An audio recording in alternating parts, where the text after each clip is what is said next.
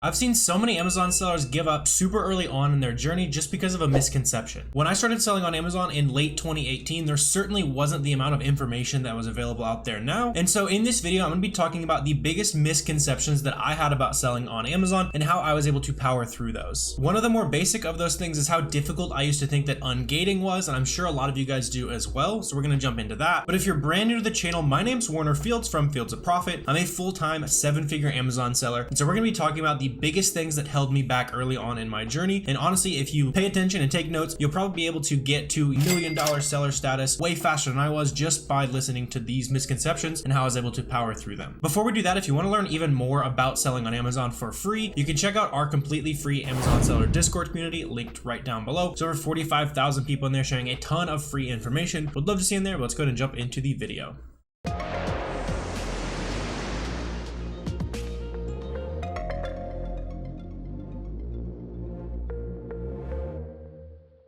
So probably the biggest thing that held me back early in my Amazon journey was not understanding how to get ungated. I know that's a lot of you guys who are watching this video, trying to get into Amazon, have a lot of questions about ungating. And so the big misconception that I had as a brand new seller was that getting ungated is super hard when it's not. Instead of just saying that, let me go ahead and jump into the computer here and I'll show you exactly how to get ungated.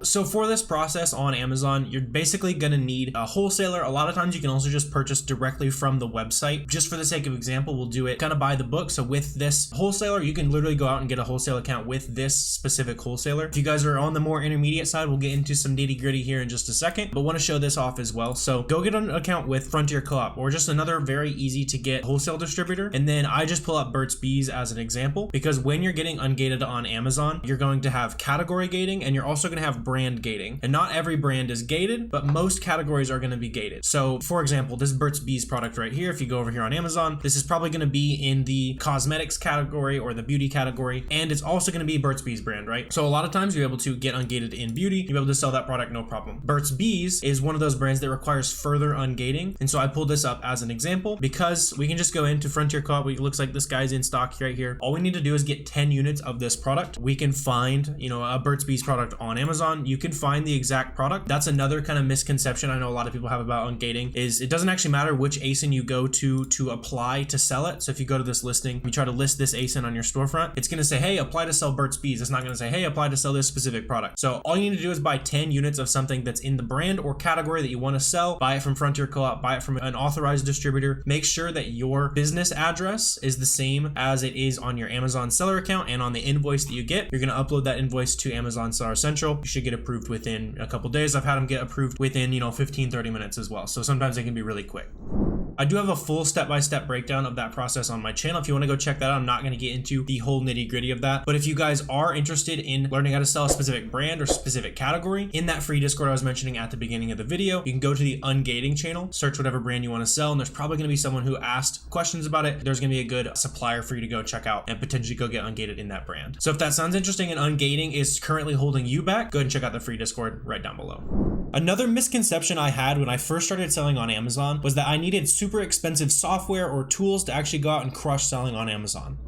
So to demonstrate what I mean by that, I pulled this product up to demonstrate that you only need 2 tools to get started on Amazon. They're going to cost you less than 40 bucks, and you can use these 2 to find your first, your first product, 5th, or even your 100th product. Like getting the really expensive software is genuinely overkill for quite a while. So you're going to need this tool right here. It's called SellerAmp, less than 20 bucks a month. You can get a free trial down below. And then this one right here is called Keepa. Together, we're going to show you pretty much all the data that you'll need to find your first products. Definitely, you could scale to 10K plus a month with just these 2 tools. And what you're going to do with these 2 tools is use SellerAmp. Go over here to, I pull up a great value branded product because this product is going to have other arbitrage sellers. This is from Walmart. They're buying it from Walmart, flipping it on Amazon. So it's reasonable that other stuff in their storefront is going to be bought from Walmart, flipped on Amazon, or bought from Ulta or Walgreens or wherever else you can go and also replicate. So down here on SellerAmp, I'll go ahead and check out the other FBA sellers on this listing. This method is called reverse sourcing. There's tons of tutorials on this in my channel if you want to see a deep dive into this. But as we click on these storefronts, we can see all the different brands they sell. We can see how many different sellers sellers are on the listing, this is the keep a chart embedded over here as well. So you can see the past history of the item. Maybe if Amazon's always on the listing, you'd want to be able to see that so you don't have to waste your time and click through on listings that aren't going to be worth your time. So as I'm going through here, we found a seller who's selling this item that they bought from Walmart. So some of their other items are also going to be bought from retail stores. If you go in here and you start seeing, oh, I think I might be able to buy this for $16.69 in this case, you can hit the Google button and then it's going to go ahead and pull that item up. And it looks like there it is from Walmart. Could potentially be there, probably, maybe a smaller size or something like that based on the price. But this is not a sourcing video. It's all just to demonstrate that you don't need crazy expensive tools to get started. This is what I and my team still do all the time to source products.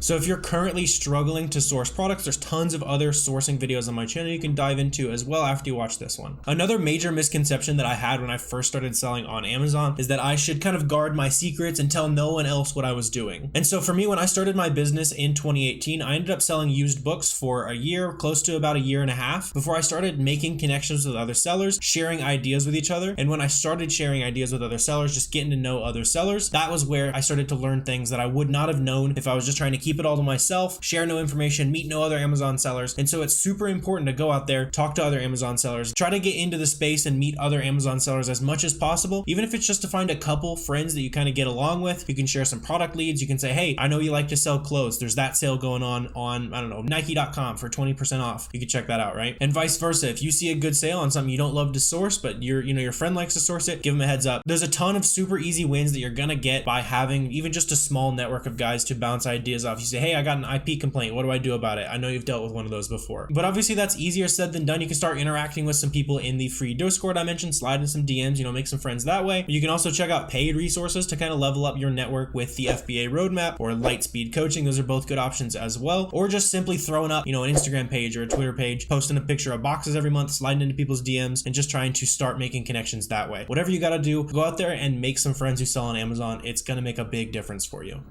The next major misconception that I had about selling on Amazon was that I should find one model and stick to it and get really good at that model. And so for me, when I first started selling on Amazon, I was selling used books. I was going out to thrift stores, scanning books on the shelves. And it's a great model, right? Because I was going out using, just a simple app on my phone, scan a $1 book, sell it for 20 bucks in a couple months, right? You do that enough and it's going to scale pretty nicely. Very high profit, very high ROI. And I have no complaints about the fact that I did that business for quite a while because I started with like 1,500 bucks. So I didn't have a lot to get going. Couldn't do wholesale for sure, maybe a little bit of arbitrage. But the problem that, where I kind of went wrong was that I stuck with books for way too long, right? So I should have been able to move on. I should have seen the problems with the book business. And for me, that was the fact that I wasn't able to spend enough money on inventory. And so about a year into my business, just flipping books, I'd made about 30 grand in pure profit. It was just sitting in the bank. And there was no way I was going to be able to spend $30,000 on used books out at thrift stores. And so that's where I started implementing a little bit of wholesale, a little bit of arbitrage so that I could actually go out, spend that money that I had made. And even though the ROI is going to be way lower on arbitrage and wholesale type items rather than stuff you're going out and thrifting and finding at yard sales, it's still going to be much more scalable in the long term. And you can do it from home and all that good stuff, hiring employees you can take advantage of. And so maybe that's you if you've been doing books or maybe doing some retail arbitrage or maybe even doing online arbitrage. Take that step and dabble a little bit with the other models, see what you can figure out, and make sure that you're just getting through as much of your inventory dollars as possible. Because at the end of the day, that's what Amazon is all about, is spending as much money on good inventory as possible.